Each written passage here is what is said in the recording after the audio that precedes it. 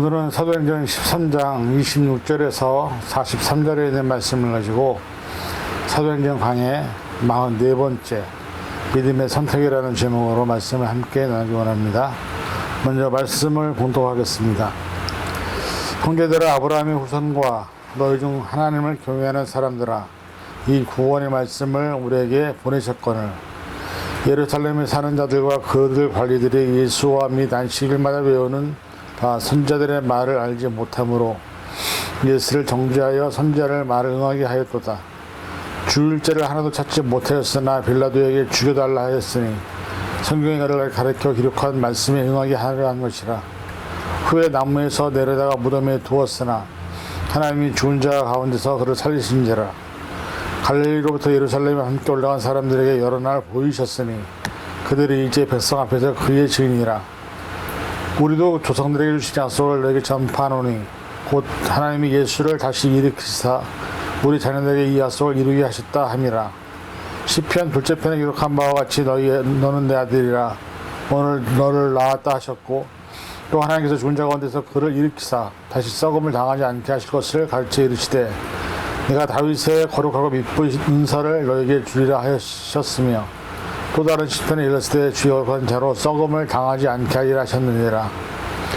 다윗은 당시에 하나님의 뜻을 따라 섬기다가 잠들어 조선과 함께 묵혀 썩음을 당하였을 때 하나님께서 살리신 이는 썩음을 당하지 아니하였나니, 영으로 형제들아, 우리가 알것은 이 사람을 힘입어 죄사함을 너에게 전하는 것이며, 또 모세 율법으로 너희가 의롭다 하심을 얻지 못하였던 모든 일에도 이 사람을 힘입어 믿는 자마다 의롭다 하심을 얻게 하신 이것이라. 그런즉 너희는 선지자들을 통하여 말씀하신 것이 너에게 미칠까 삼가라. 일렀을 때 보라, 멸시하는 사람들아, 너희는 놀라고 멸망하라. 내가 너희 때를 당하여 한 일을 행할 것이니 사람이 너에게 알릴지라도 도무지 믿지 못할 일이니 하였느니라. 그들이 나갔을 때 사람들이 청하되 다 만식이라도 이 말씀을 하라 하더라.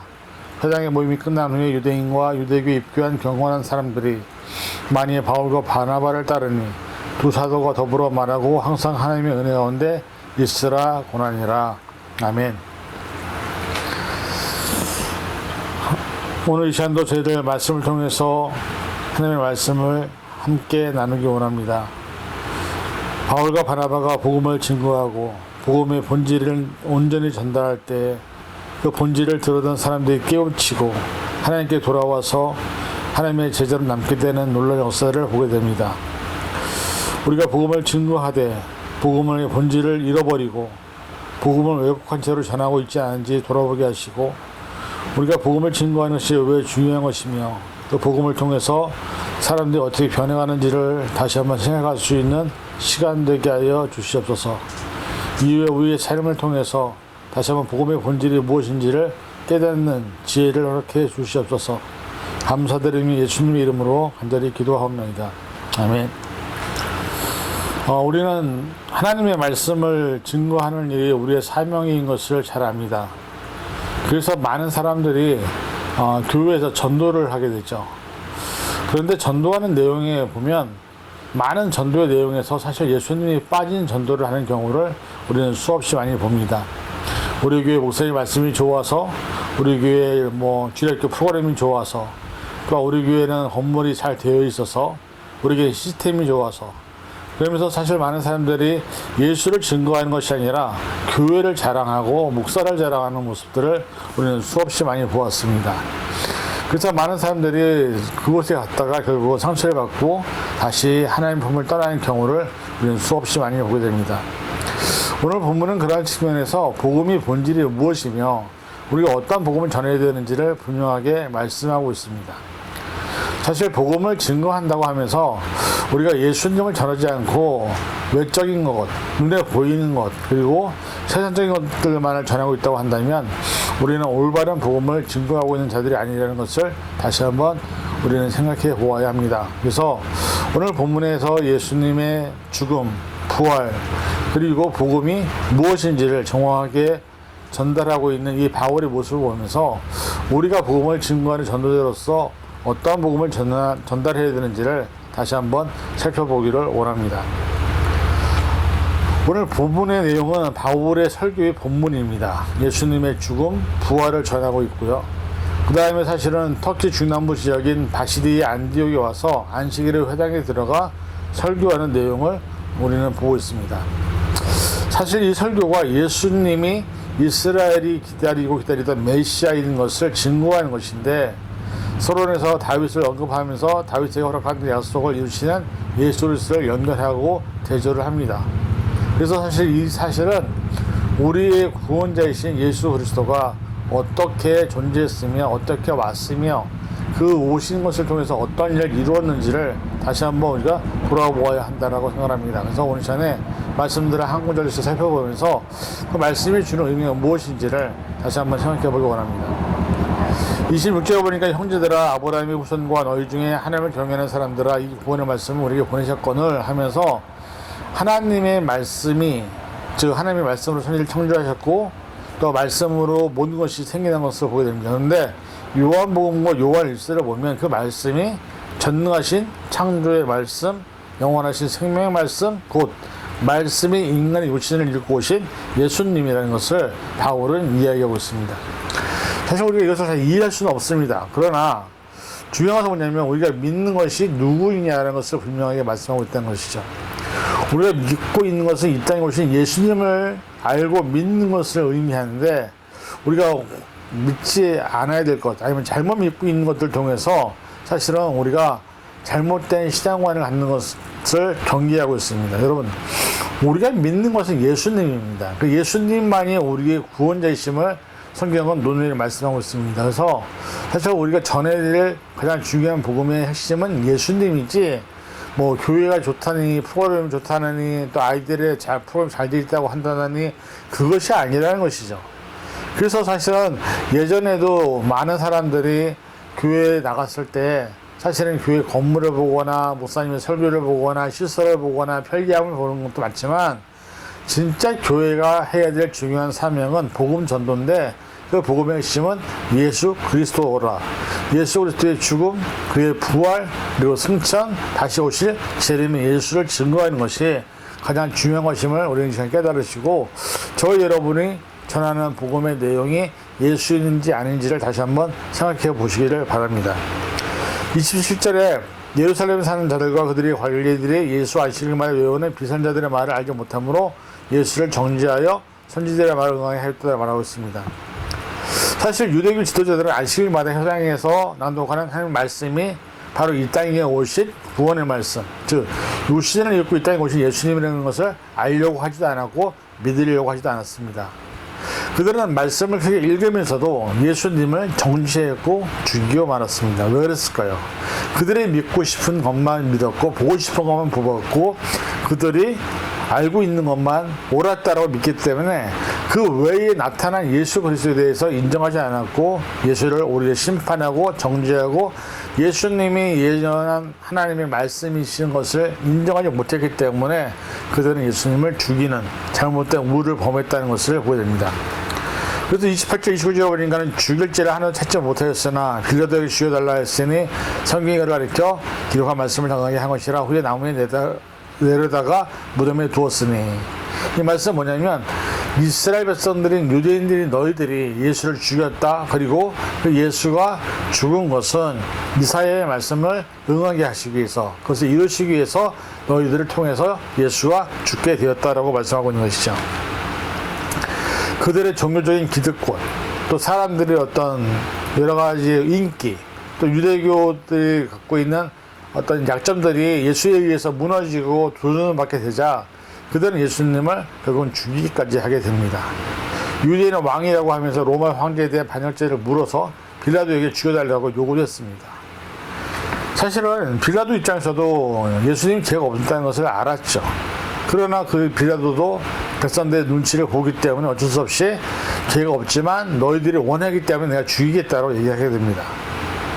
당연히 제사장들과 예수님 서기관과 바리새인들에 의해서 예수님은 곤욕과 신문을 당했고 로마군들에게 채찍을 당하면서 도살장에 끌려가는 어린 양모처럼 십자가를 치고 골고다에서 죽게 되는 것을 우리는 보게 되죠.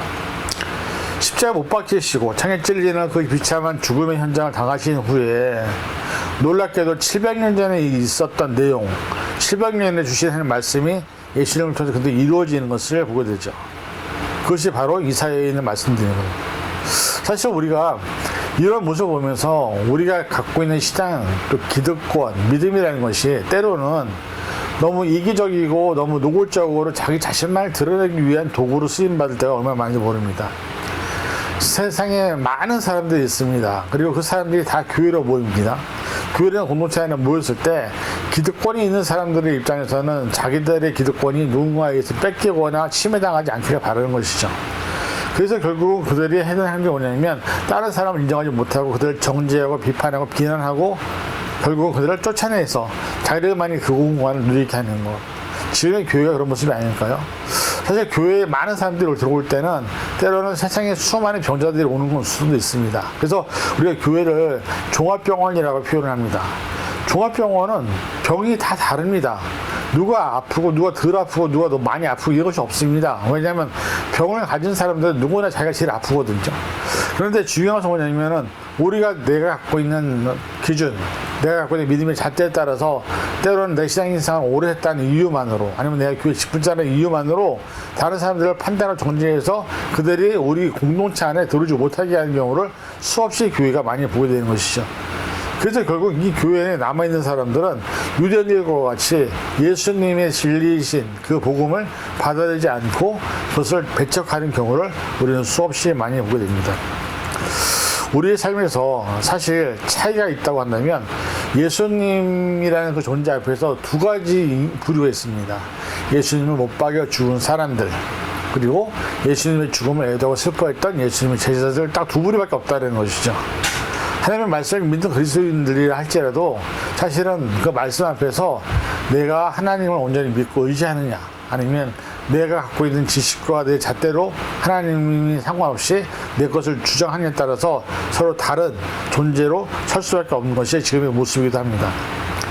오늘날 우리가 세상을 살아가면서 하나님의 말씀을 잃어버리면 안 되는 이유가 뭐냐면 하나님의 말씀이 없이는 우리는 우리 욕심대로 살게 되기 때문에, 또 우리의 죄를 따라 살기 때문에 유대인들처럼 우리도 예수님을 받아들이지 않고 복음을 받아들이지 않을 수도 있다는 것이죠. 그래서 저와 여러분들이 이 말씀을 통해서 기억하는 건 뭐냐면 하나님은 어떻게든 간에 악한 자를 통해서도 당신의 뜻을 이루십니다. 근데 중요한 것은 뭐냐면 그것이 하나님이 약속하신 것을 이루시기 때문에, 마찬가지로 우리가 악한 자로 쓰임을 받을 것인지 또 선한 일꾼으로 쓰임을 받을 것인지는 우리의 선택과 결정에 따라서 하나님이 우리를 들어 쓰신다는 것을 기억하시고, 저와 여러분들이 되도록이면 하나님의 선한 일꾼으로 쓰임받을 수 있는 그런 모습들이 될 수 있기를 간절히 부탁드립니다. 그 다음에 예수님이 죽었은 다음에 어떻게 되셨죠? 부활하셨죠. 예수님은 부활하셨습니다. 그런데 그 부활하신 예수님에 대해서 사실은 유대인들은 믿지 않았죠. 예수님의 부활을 감추려고 했고, 예수님의 부활을 숨기려고 했고, 그래서 그걸 정말로 어떻게 보면은 도둑질 해갔다고 제자들이 그렇게 얘기하는 것을 우리는 많이 보게 됩니다. 사실 시신으로 있었던 예수님이 시신으로 남아서 그대로 썩어버렸다면 사실 우리는 그분을 믿을 필요가 없습니다. 그런데 하나님은 그 예수님을 살리셨습니다. 32절부터 34절에 우리 조상들에게 주신 약속을 너에게 전파하노니 하나님이 예수를 일으키사 우리 자녀에게 이 약속을 이루다 하십니다. 시편 둘째 편에 기록한 바와 같이 너는 내 아들이라 오늘날 내가 전하였도다. 하나님께서 죽은 자 가운데서 그를 일으키사 다시 썩음을 당치 않게 하실 것을 가르쳐 이르시되 내가 다윗의 거룩하고 이쁜 은사를 너에게 주리라 하셨으며, 이 32절부터 34절에 있는 말씀이 뭐냐면 하나님이 예수님을 살리시는 약속을 이행하셨다고 말씀하고 있습니다. 자, 중요한 것은 뭐냐면 우리라는 이 단어는 여기서는 바나바, 바울을 일컫습니다. 근데 그 우리가 바로 저와 여러분이 될 때 하나님은 저와 여러분을 통해서 예수님의 복음을, 예수님의 구원을, 예수님의 부활을 다시 나타내는 존재가 될 수가 있다는 것이죠. 하나님은 사실은 우리 삶 상황 속에서 모든 것을 길을 기울이시는 분이십니다. 살아있기 때문에. 그래서 사실은 예수님을 이 땅에 보내시기로 작정한 것이 700년 전이었습니다. 이사야 선지자를 통해서. 이사야 53장 3절을 보면 그런 말씀이 있습니다. 너희는 귀를 기울이고 내게로 나와 들으라. 그리하면 너희의 영혼이 살리라. 내가 너희를 위하여 영원한 언약을 맺으리니 곧 다윗에게 허락한 확실한 은혜니라 라고 말씀하고 있습니다. 이 말씀에서 다윗을 통해서 주시는 언약을 결국은 예수에게 전가하겠다라고 말씀하고 있는 것이죠. 이 말씀이 히브리어된 구약성경에서 700년 전에 인용한 것인데 그것이 그대로 이루어졌다는 것을 보면 하나님의 약속은 절대 변하지 않는다는 것입니다. 우리가 이것을 통해서 무엇을 깨달아야 될까요? 35절부터 37절 또 이런 말씀이 나와 있죠. 또 다른 시편을 읽었을 때 주의 거룩한 자로 썩음을 당하지 않게 하시려 하셨으니 다윗은 당시에 하나님의 뜻을 따라 섬기려다 잠들어 그 조상들과 함께 묻혀 썩음을 당했을 때 하나님께서 살리신 이는 썩음을 당하지 아니하였나니 이 말씀이 사실은 시편 16편 10절의 말씀을 다시 또 가리키는 말씀이기도 합니다. 즉 예수의 부활을 의미하는 것이죠. 예수님의 부활에 대해서 하나님은 이미 오래전부터 이미 약속을 하셨습니다. 이것이 우리에게 중요한 의미는 단 한 가지입니다. 하나님이 저와 여러분에게 하신 말씀의 약속들은 절대로 변하지 않는다는 사실이죠. 하나님이 우리에게 말씀하신 여러 가지 복에 대한 약속, 또 우리가 말씀을 지켰을 때 주시겠다는 어떤 약속들이 우리가 그것을 지켰을 때 하나님은 700년을 통해서도 이루어진 그 약속을 지키신 분이신데 우리에게 하신 약속이 하나님이 변하지 않는 하나님이 신실하신 하나님이기 때문에 저 여러분이 주신 약속을 하나님은 절대로 변치 않는다는 것을 우리가 기억하시고 우리의 삶에서 하나님의 뜻을 깨닫는 것이 대단히 중요하다는 것을 깨달아야 될 줄 믿습니다. 그래서 저와 여러분들이 하나님 앞에 서 있을 때 하나님이 우리를 지금도 보고 있다는 사실, 하나님은 태초부터 시작해서 지금까지 영원까지 우리를 지켜보시는 분입니다. 그 하나님 앞에 우리가 서 변하지 않아야 될 것은 하나님이 변하지 않는 것처럼 우리도 변하지 않아야 된다는 거죠. 사람이기 때문에 상황에 따라서 환경에 따라서 매번 변화무쌍한 그런 어떻게 보면 참 믿음 없는 모습을 볼 때가 많이 있지만 중요한 건 뭐냐면 하나님은 절대 변하지 않는다는 사실입니다. 우리가 하나님의 자녀로서 닮아가야 될 속세가 뭐냐면 하나님이 변하지 않기 때문에 우리도 변하지 않아야 한다는 것이죠. 하나님의 뜻을 따라 우리가 살기를 작정했다고 한다면 그 뜻을 따라 살기를 작정한 것을 변하지 않고 끝까지 살아갈 때에 하나님은 저와 여러분을 통해서 우리에게 주시기로 약속한 축복을 허락하신다는 것을 잊지 말아야 될 줄 믿습니다. 그래서 저와 여러분들이 하나님이 주시는 축복을 받아 누리는 믿음의 모습이 될 수 있기를 바랍니다. 그 다음에 40절부터 41절에 보니까 그러자 너희는 선지자를 통하여 말씀하신 것이 너희에게 밀주가 삼가라. 읽었을 때 보라 멸시하는 사람들아 너희는 놀라고 멸망하라. 내가 너희 때에 당하여 한 일을 한 것이니 사람이 너에게 알려줄지라도 도무지 믿지 못할 일이라 한 일 아니라 말씀합니다.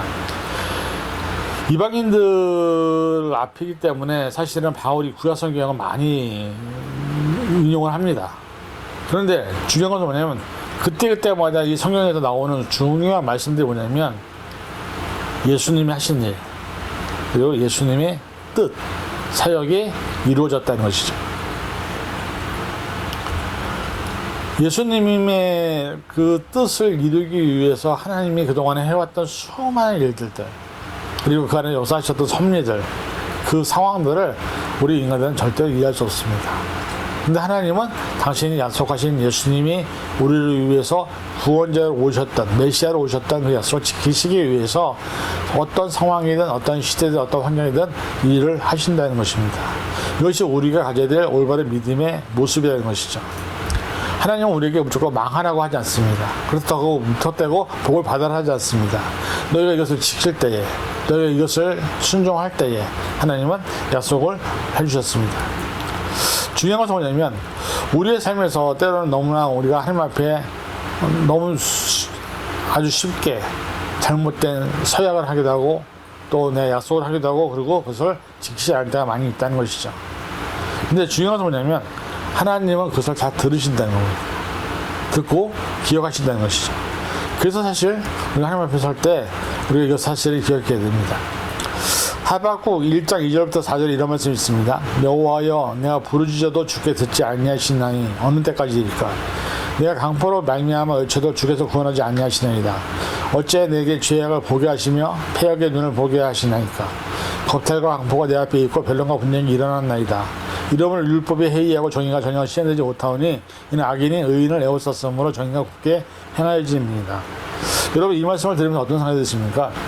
사실 세상이 가면 갈수록 악해지고 포악해지고 흉폭해집니다. 살기가 너무 어렵습니다. 그때 이 하박국에 말한 기자가 말하는 것처럼 우리는 그렇게 얘기합니다. 하나님, 언제까지 이것을 보아야 됩니까? 도대체 하나님 살아계신 것입니까? 언제까지 하나님이 이렇게 가만히 잠자고 계실 것입니까? 하나님은 왜 우리를 구원하지 않으십니까? 라고 그래서 한탄하며 원망하며 힘들어하는 사람들의 소리가 있을지 모릅니다. 그런데 문제는 뭐냐면 그 속에서도 하나님은 일하신다는 것이죠. 여러분, 나라가 망할 것 같죠? 근데 하나님이 선택하신 이스라엘 나라는 영원히 망하지 않았습니다. 왜? 하나님이 선택한 나라였고 하나님이 주인이신 나라였고 하나님이 통치자인 나라였기 때문에 하나님은 이스라엘 통해서 때로는 망하기도 하시고 때로는 포로를 잡혀가기도 하시고 때로는 전쟁에서 승리하기도 하시고 때로는 그 이스라엘 통해서 하나님의 놀라운 역사를 이뤄나가신 것을 우리에게 보여주셨습니다. 이 말은 뭐냐면 우리 각 개인에게도 우리 가정에게도 하나님이 주인이 되시다면 하나님은 절대로 우리를 버려두지 않는다는 것입니다. 때로는 물론 망할 수도 있습니다. 쓰러질 때도 있습니다. 무너질 때도 있습니다. 그리고 바닥을 칠 때도 있습니다. 그러나 그것이 전부가 아니라 그 모든 과정을 통해서 하나님은 우리를 만들어 가시고 이끌어 가신다는 것이죠. 이스라엘 백성들을 광야에서 출애굽시킬 때도 40년 동안 하나님은 늘 이스라엘 백성들에게 풍족한 것만 주지 않았습니다.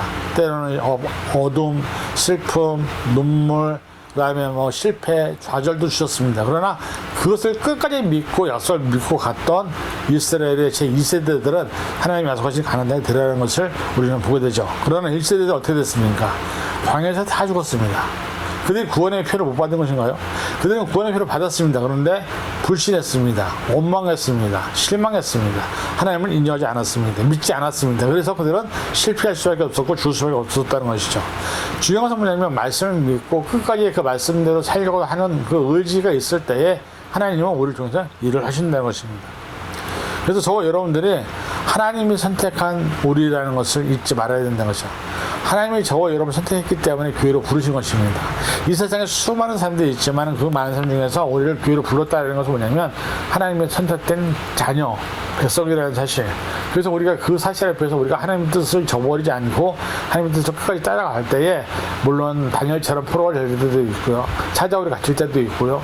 때로는 정말 정원 속에 놓일 때도 있지만 그럼에도 불구하고 하나님은 저와 여러분을 통해서 역사하시고 일을 하신다는 것을 우리에게 바울은 말씀하고 있습니다.